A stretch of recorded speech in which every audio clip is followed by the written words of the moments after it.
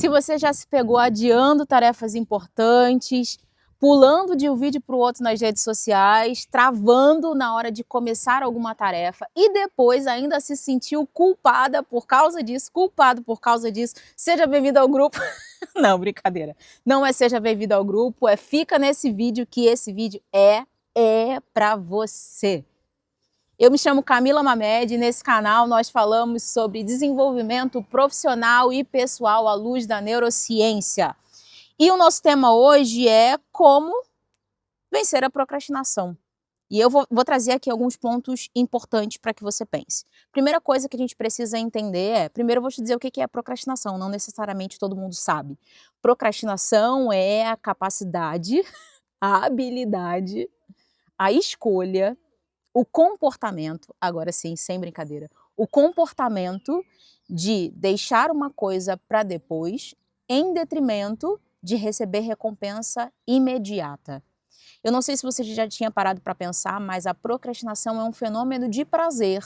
Isso mesmo. Imagina que você está ali ansioso, ansiosa, porque tem que fazer alguma entrega, tem que estudar para a prova, tem que estruturar um relatório, tem que organizar, arrumar a mala para viagem, ou tem que arrumar a mala para viagem. É uma beleza, a gente fica sempre feliz quando tem que arrumar a mala para viagem. O problema é desarrumar a mala quando volta da viagem.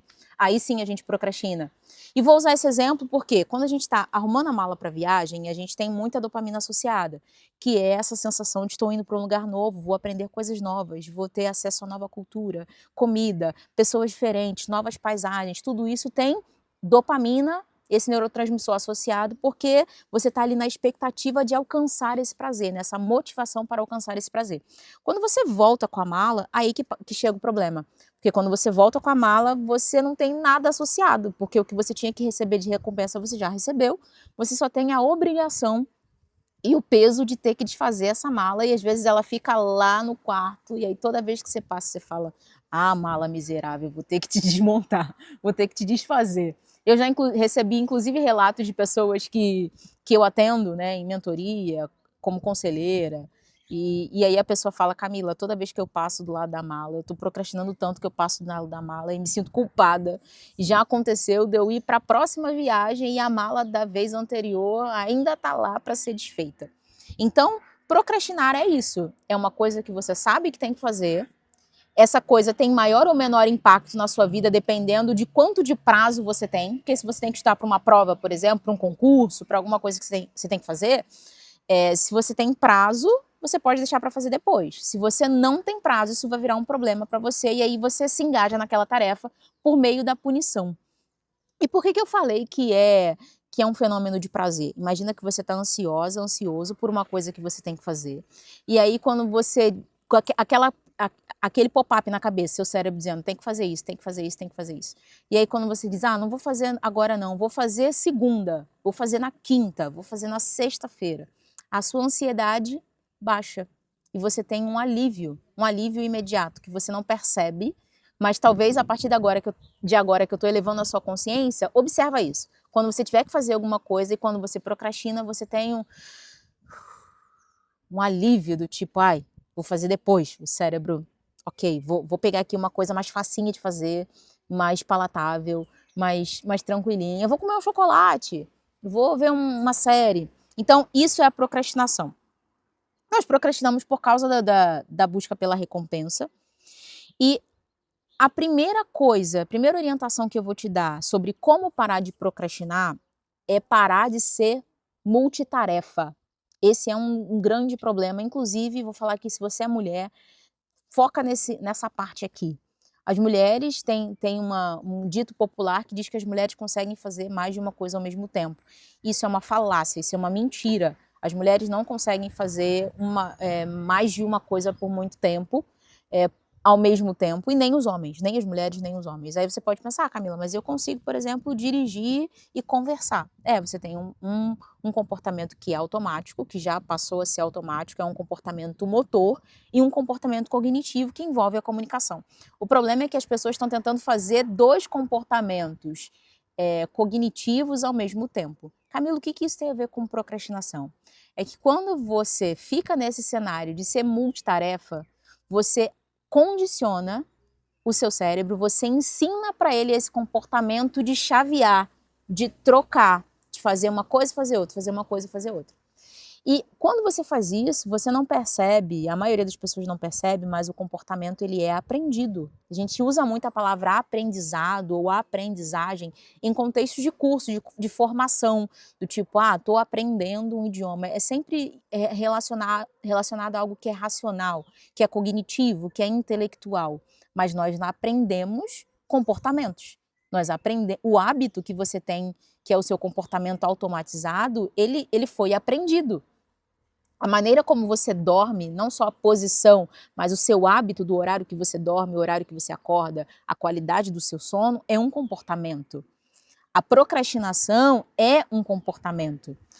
E por que é importante entender isso? Porque você vai entender que, como parar de procrastinar? Você tem que mudar o comportamento. E para mudar o comportamento, você precisa repetir um novo comportamento por vezes suficientes até que ele se torne o comportamento automático. Vamos dar um passo atrás aqui. Você tem um comportamento que é automático. Você tem um outro comportamento que é o que você quer instalar. Você precisa repetir esse novo comportamento vezes o suficiente para que ele se torne o comportamento automático e substitua, consequentemente, o comportamento anterior. E ser uma pessoa multitasking ou uma pessoa que tenta fazer várias atividades ao mesmo tempo é um ofensor para isso. É algo que vai ser destrutivo, que vai ser contra esse processo, que é, quando você fica chaveando, fazendo uma coisa e outra, você tá treinando para ser desfocado. E eu vou repetir, quando você tenta fazer várias coisas ao mesmo tempo, sem organização, sem planejamento, você está treinando para ser desfocado. Inclusive, quando eu falei de planejamento, eu vou deixar aqui o card de um outro vídeo em que eu falo sobre o gestão de conquistas, que é o planejamento, o planner que eu uso para organizar as minhas tarefas, para organizar novos projetos, novas tarefas ou tarefas do dia a dia e também guardar ali as minhas conquistas e as entregas que eu estou falando, que eu estou fazendo, né? E aí eu falei a palavra falando porque eu uso e os meus mentorados também usam para usar esse documento para falar com os seus gestores, para buscar, por exemplo, uma promoção ou num processo seletivo, tá tudo lá catalogado para na hora da entrevista você ter um lugar ali, um banco de dados, um lugar de busca em que você pega as informações que você teve, as entregas que você fez e você compartilha isso. Então a primeira coisa que você precisa fazer é parar de treinar para ser desfocado. Segunda coisa que você precisa fazer é não ter tarefas mal definidas. Vou te dar um exemplo clássico. Se você chegar em casa na sexta-feira pensando, vou pedir uma pizza enquanto assisto Netflix. E aí você pede a pizza, entra lá no aplicativo, pede a pizza. E enquanto você está ali procurando o filme, você não sabia nem qual era o gênero, você não sabia se queria ver um filme ou uma série, você só queria entretenimento e uma pizza. Corre o sério risco de você ficar roletando a Netflix, a Prime, Disney Plus, o que quer que seja, o caramba 4, a TV a cabo. E aí já entreguei a idade, né? Falando TV a cabo, já entreguei a idade. Você entrou lá e ficou procurando e não encontrou nada. Eu chamo isso de angústia da decisão, ou paradoxo da escolha. Que é, tem tantas opções de coisas que eu posso escolher que o seu cérebro fala. Como você não definiu um critério, o cérebro trabalha por exclusão. Que é quando você fala, vou ver uma coisa do gênero comédia.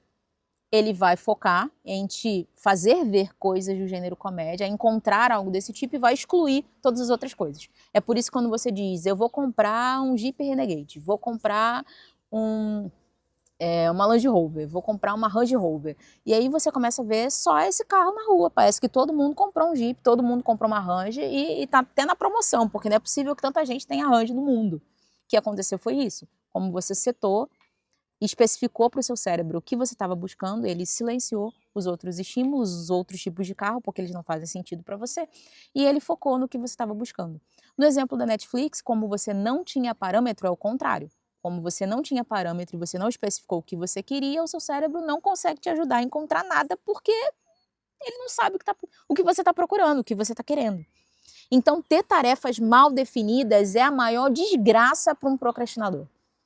Antes de mudar o comportamento associado à procrastinação, o comportamento de procrastinar, você precisa arrumar a casa. E aí eu vou reforçar para que você assista aqui esse vídeo em que eu falo do planner. Porque ali eu mostro na prática como que eu faço. É a maneira que eu uso há muitos anos já, o Notion virou uma espécie da se eu perder o Notion, eu nem sei o que que eu faço na minha vida, cara. Se eu perder o meu Notion, eu perco ali muito a gente chama de capital intelectual. Capital intelectual vai todo é zoeira isso, obviamente, né, porque o capital intelectual tá aqui na minha cabeça. Mas essa extensão da minha memória, uma forma em que está tudo catalogado, estruturado e organizado, se perde nisso. Então, eu vejo gente que quer parar de procrastinar, mas não consegue organizar a vida. A primeira coisa que você tem que fazer é organizar a vida. É ter clareza do que você tem que fazer e parar com tarefas mal definidas.